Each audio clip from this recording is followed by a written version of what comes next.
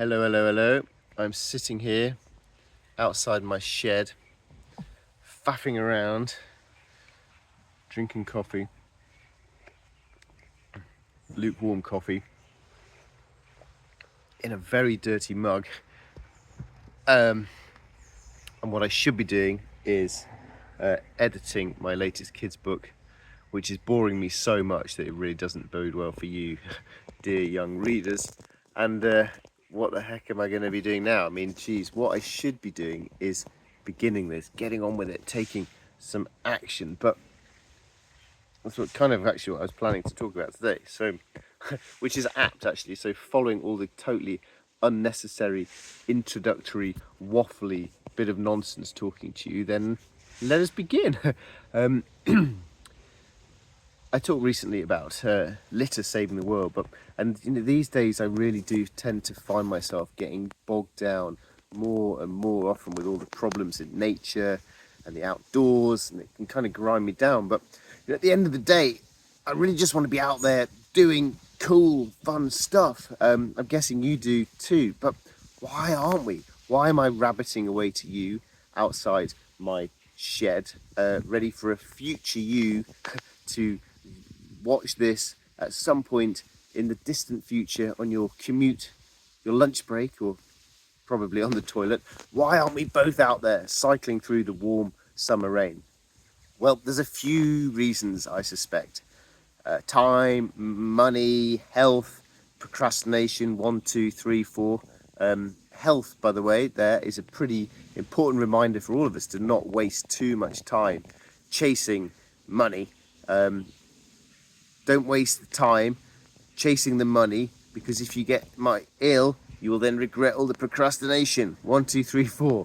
So today, what I want to try and do is help all of us get outdoors into nature more often. The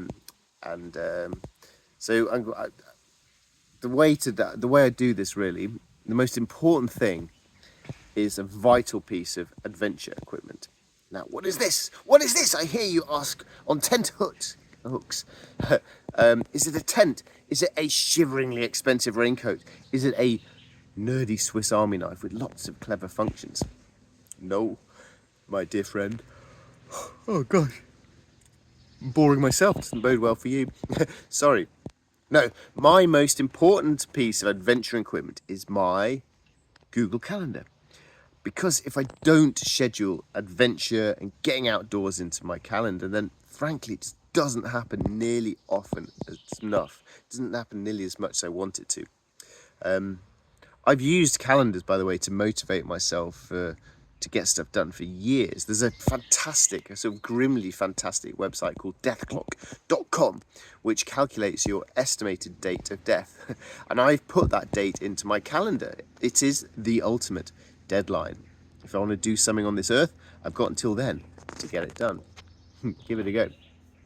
Because the problem is, of course, we're all busy, aren't we? Stuff happens, and then life's little stuff gets in the way, and then it becomes far too easy to nudge exercise and fresh air down the priority list. So I guess that's a good time to remember, isn't it, that old parable of put the big rocks of your life into the jar first. Do you know this one? Imagine you've got a jar. Is your life, and the rocks are the big stuff in your life, and then the bits of sand are all the little bitty bits around you that need to get done as well. So if you put the sand into the jar first, all the little bits in your life, then there's no room for rocks, and that's why you need to put your big rocks into the jar first. Put the big, important, non-negotiable stuff into your jar, into your calendar first, and then sprinkle in what remains, fill that up with all the other little bits of life. And then a neat little final twist that I saw on that is that when you think your jar is full, when you think your life is totally full, you can still top the jar up with a nice steaming hot cup of coffee, which is proof that there is always time for coffee. Right, I'm not going to waste time here preaching to you guys, the converted, about the benefits of making time for adventure. So let's assume that's an important thing. Let's just get to the point of actually inking a date into your diary for your next excursion. Yawning. Goodness, this book I'm writing is so boring.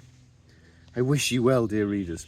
When I decided to spend a year exploring my local map, by the way, I think the book I wrote about that, the local, is actually quite good. It's not nearly as boring as what I'm writing now. I knew that I needed to make it a weekly commitment rather than just vaguely saying, oh, this year I'm going to explore lots of places. Because if I did that, I'd have been dead keen for a week or two and then it would all fizzled out. So I scheduled that in, 1 grid square a week for a year. Boom, fantastic project. Prior to that, for 3 years, I climbed a tree once a month. And it was lovely. It was a chance to notice more, to watch the world working, the seasons coming and go. And it allowed me to pause and just escape from the rush for just a few minutes. I loved doing it, remembering that there's a really important difference between urgent and important in life. And it was great. I liked the way it helped me measure my year, to think about what had occurred in the past month, what my hopes might be for the weeks ahead. It was a delightful experience. But even so, something as simple as that only happened because, ding, my calendar pinged on the first Wednesday of every month and told me, hey, this is at least as an important thing for you to be doing right now for 30 minutes as the rest of the morning Zoom calls. Lots of things you can do like that. Like one year I headed out each month for a full moon foray, I called it, to run, to walk, to cycle or swim beneath the bright full moon. Only 12 outings a year, pretty easy to manage. And with hindsight, I'm glad I did it, but I wouldn't have got round to it without that calendar commitment. But maybe what if all this stuff, tree climbing and river swimming, sounds a bit energetic for you? So maybe then what you'd really like is just a year outside drinking coffee. Slurp of coffee. In which case, don't just trundle aimlessly to your local grotty Costa Coffee to meet your friend there. Go have a coffee in the woods, after a bike ride, under a tree when it's pouring down with rain. It doesn't matter. Go wherever you want. Just make sure to schedule it into your diary. Once a month, a coffee outdoors, somewhere new. It was cool doing that. When I did that, I collaborated with a fantastic paper cut artist. She's called Anna Brones from America. And it was an excuse, a tiny excuse for our monthly adventure to be something creative as well, based around a shared fondness for coffee and the great outdoors. Which, I guess, I can't really think of anything else to waffle on about, which sadly means I've got to go and write my book. And sadly for you, it's time to commit. Come to the crux here. What are you going to commit to do? What will you put in your diary right now and commit to doing? In fact, it doesn't really matter what the adventure is. You don't even need to know that. You just need to schedule off 3 hours next Friday afternoon. Boom.